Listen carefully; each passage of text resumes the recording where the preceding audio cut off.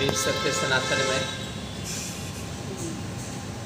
मोक्षदायिनी माँ गाय के बारे में आज हम चर्चा करेंगे।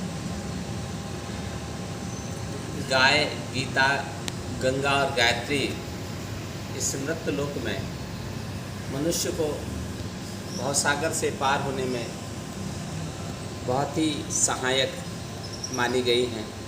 उसमें गाय का बहुत बड़ा स्थान है। 33 करोड़ देवताओं का निवास माँ गाय के हर रोम रोम में विद्यमान है। समुद्र मंथन में माता गाय की उत्पत्ति का वर्णन आता है।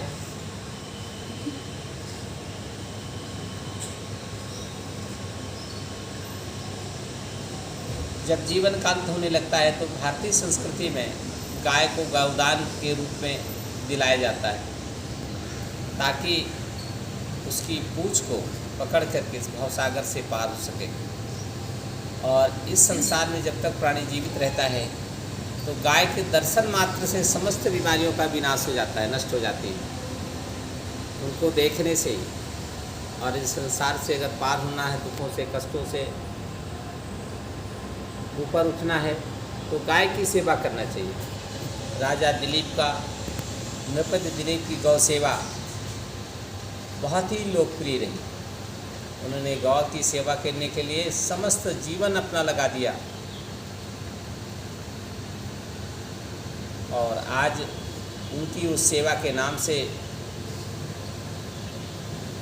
एक उदाहरण बना हुआ है कि राजा दिलीप की तरह गौ सेवा का कार्य व्यक्ति करे तो उसको संसार में सब कुछ प्राप्त हो सकता है। यश, नाम, कीर्ति, धन, संपत्ति सब कुछ प्राप्त हो सकता है। इसी से हर घरों में एक प्राविधान था कि गाय को गौग्रास निकाला जाता है।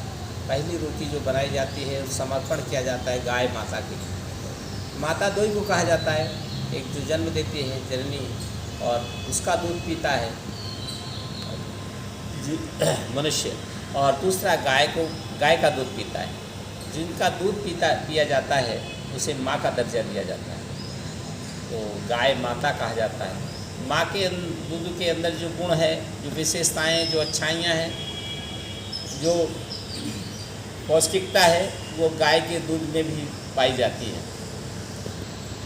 आज दुर्भाग्य से इस देश का मुगलों का राज्य के कारण गौवध प्रारंभ हुआ, और आज भी गौवध हो रहा है। तमाम देश के बड़े बड़े स्लाटर हाउस हैं, इसमें लाखों की संख्या में एक स्लाटर हाउस में एक दिन गाय कटती हैं, पशुएं कटते हैं। और विदेशी संस्कृति के लोग एक जानबूझकर ये गाय के बीफ को, गौमांस को खाने का ढोंग रचते हैं कि इसका गाय का मांस सबसे अच्छा माना जाए। भटके हुए हिंदू समाज के लोग भी गाय के मांस को जाने अनजाने में खाते हैं। पूर्वोत्तर में जाइए, आदिवासी समाज वो भी गाय के मांस को खाता है।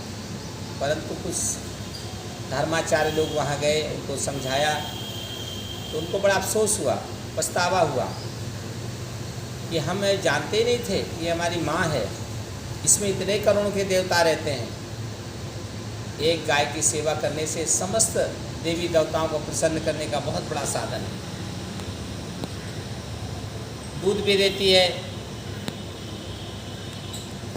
उसके दूध, गोबर, मूत्र सब प्रकार का एक औषधि है। आज कैंसर की बड़ी बड़ी बीमारियों में उपयोग उसके गौमूत्र का उपयोग किया जा रहा है। गोबर से तमाम रेडिएंस की जो कैंसर की विकिरण आती हैं, उसको अगर लेप किया जाता घर में तो उस घर में बैक्टीरिया नहीं जाता, कैंसर का असर कम हो जाता है। आज सौदाहों में लकड़ियों का उपयोग हो रहा था, आज बड़ी मात्रा में टाइल्स बना करके, लकड़ियों का कंजल बना करके, उपले बना करके आज सौदा के काम में उसकी गौ को किया जा रहा है। गाय को पालन करने से कोई हानि नहीं होती है। उत्तर प्रदेश की राज्य सरकार धन्यवाद की पात्र है। उसने जगह जगह ग्राम पंचायतों पर गौशालों के निर्माण का योजना बनाई है। अधिकांश स्थानों पर गौशालाएँ हो चुकी हैं। समाज का दुर्भाग्य है कि पशुओं को छोड़ देते हैं, उनका संरक्षण नहीं करते और वो दर दर की ठोकरें खा करके खेतों में जाकर मारते काटते अपने जीवन को छत बिछत कर लेती हैं और अंत में उनकी मृत्यु हो जाती है।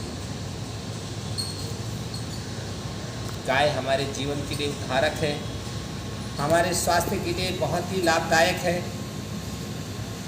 गाय से ही हमारा जीवन है।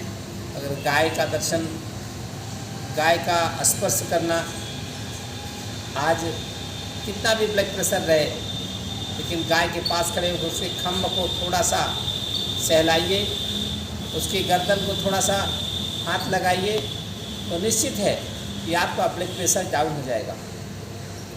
गाय के दूध में स्वर्ण मिलता है। एक स्वर्ण रेखा होती है जो जील से निकल करके दूध तक, मार्ग तक, दूध तक पहुंचती है। जैसे ना गाय कहते हैं कि पीला दूध हो गया, उसका पीला घी है, स्वर्ण का लक्षण होता है। वो दूध के अंदर स्वर्ण मिला हुआ, सोना मिला हुआ है, स्वर्ण का भस्म है उसके अंदर, उसी से वो शक्ति आती है। माँ का दूध का देखिए और गाय के दूध का देखिए, लगभग एक होता है। माँ के दूध में भी स्वर्ण की मात्रा होती है, गाय के दूध में भी होती है। इसलिए गाय का दूध ही खाने योग्य है। उसी का पूजन कार्य में होता है, उसी का पंचामृत बनता है, उसी का प्रसाद बांटा जाता है। उससे उत्पन्न नंदी, आज दुर्भाग्य है कि नंदी की प्रजातियां घट गई हैं, साँड़ नहीं है। ये साँड़ नहीं रहेंगे, ये नंदी नहीं रहेंगे तो कैसे नए प्रजाति के लोग, अधिक गाय की मात्रा में दूध देने वाली गाय कहाँ से आई? अगर आज साहिवाल गाय, यमुना तीरी गाय, खीरी गाय, ये कई हजारों कई प्रकार की प्रजातियां गाय की पाई जाती हैं, एक से एक ज़्यादा दूध देने वाली गाय। अगर इनका पालन किया जाए तो एक अच्छा सा व्यवसाय का कार्य, अगर 5 गाय आप रख लीजिए तो 5 परिवार के अंदर का खर्चा उस गाय के द्वारा, 5 गाय के द्वारा आ जाएगा आपका। उसके दूध बेच करके आ सकते हैं, उसके मूत्र बेच करके आ सकते हैं, गोबर की उपले बना के आ सकता है और तमाम काम से। तो कोई हानि का काम नहीं, सौदा नहीं है गाय का पालन करना, गौशाला ही चलाना। भगवान कृष्ण का जीवन ही गाय से जुड़ा था। वो स्वयं गाय और माँ का बचपन से ही हट गया था, तो सारा स्नेह वो गाय माता से लेते थे। माँ का जो प्यार है वो गाय से ही लेते थे। उनके पास जाना, नंद बाबा के यहाँ मुँह में थन में दूध लगा के पी लेना, पूरा आनंद, पूरी भक्ति, मात्र भक्ति उनके अंदर गाय की माता के कारण आ गई। हमें भी गाय का पालन करना चाहिए, गाय का दर्शन करना चाहिए, गाय का पूजन स्तवन करने की आवश्यकता है। हमारे संस्कार बिगड़ रहे हैं, खराब हो रहे हैं, क्योंकि हम ऐसे प्रकृति के जो अच्छे भगवान ने हमें दिया है उससे दूर हट रहे हैं। उसका दुष्परिणाम हमारे ऊपर पड़ रहा है कि हमारे विचार ही दूषित हो रहे हैं। इसलिए समस्त प्रकार की विकृतियों से बचने के लिए, बीमारियों से बचने के लिए गाय का दर्शन, गाय के बीच में रहना। मैं चित्रकूट गया था गौ दर्शन में, इतनी विशाल संख्या में, इतनी अधिक संख्या में वहाँ गौ माताएं हैं, बछड़े हैं, बछड़ियाँ हैं, के बच्चे हैं, जहाँ पर किसी प्रकार का बंधन नहीं बांधते। गाय के दूध को पीने के लिए बच्चों को नहीं रोकते उनके, जब वो पी लेते हैं, जब बचता है तभी उसका दूध निकालते हैं वो। ऐसे विंध्याचल में देवरावा हंस बाबा के आश्रम में हजारों की तादाद में गौशालाएँ हैं, गाय माताएँ हैं। वहाँ पर उन्हें रामलीला का भी मंचन किया जाता है, रामलीला दिखाई जाती है। और गायों के नामकरण हैं, नाम रखे जैसे आदमियों के नाम हो जाते हैं, नाम बुलाने को दौड़ के आती है, रभा करके आती है, जहाँ पर कोई भी बंधन नहीं है, कोई भी बछड़ों को नहीं मानते।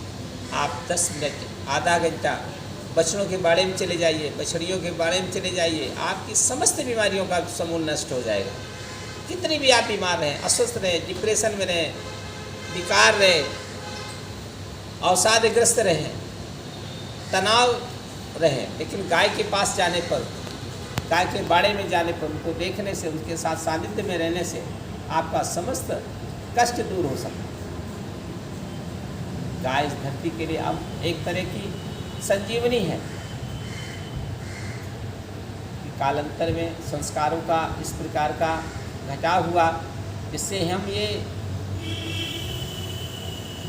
पौराणिक धर्म ग्रंथों में जिनका वर्णन है गाय के बारे में बताया जाता है, उसके महत्व को बताते हैं, उससे हम दूर होते गए। और धर्म ग्रंथों का आज भी हम जाते हैं, तीर्थों में जाते हैं तो गाय के दान करते हैं, घाटों में स्नान करने जाते हैं तो गौदान, गाय का पूछ पकड़वा देते हैं कि आप इसमें करिए कि आपको बैतरणी पार होना है। कन्या का विवाह होता है, विवाह के समय भी गौदान कराया जाता है, क्योंकि वो पवित्र है, वो पवित्र पशु है, उसको राष्ट्रीय पशु के रूप में भी देखा जाना चाहिए। अब वैदिक और सनातनी युग का पूरे दुनिया के अंदर एक परचम फैल रहा है। भारत अपनी संस्कृतियों के कारण जाना जाएगा, अपनी विशेषताओं के कारण जाना जाएगा, ना कि धन दौलत के नाते जाना जाएगा। भारत की जो पौराणिक संस्कृतियां हैं, पौराणिक धरोहरें हैं, उसमें गाय भी आता है। दुनिया के लोग, विश्व के लोग गौपालन करके अपनी बीमारियों को दूर करें, ऐसा प्रचार प्रसार योगा के द्वारा अब धीरे धीरे होने लगेगा। गाय के औषधि से अनेक प्रकार की दवाइयाँ निर्माण होने लगी, अनेक प्रकार के सौंदर्य प्रसाधन बनने लगे। व्यावसायिक ढंग से भी गाय कहीं कम पीछे नहीं रही है। धार्मिक ढंग से भी उतना महत्व, व्यावसायिक ढंग से भी उतना बड़ा महत्व। हमें अगर गाय का पालन में का सौभाग्य मिले तो जानिए कि परमात्मा की असीम कृपा हम पर हो रही है। उनके दर्शन को मिले तो जानिए परमात्मा हमको कृपा कर रहे हैं।